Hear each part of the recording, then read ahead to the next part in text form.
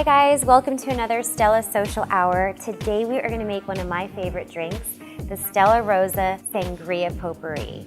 Now sangria is known for big gatherings, so this is a great party drink. Typically sangria is made with red wine and fruit and spices, but we're going to use our own Stella Rosa Peach, which is a semi-sweet, lightly sparkling wine. So we're going to start out with fresh fruit. We've got oranges, fresh mango, fresh kiwi and pineapple. Add 1 cup of peach schnapps. Okay, then we're going to add an entire bottle of the Stella Rosa Peach. If you'd like to give your sangria an extra kick, just add a citrus vodka of your choice and it'll also make it a lot stronger.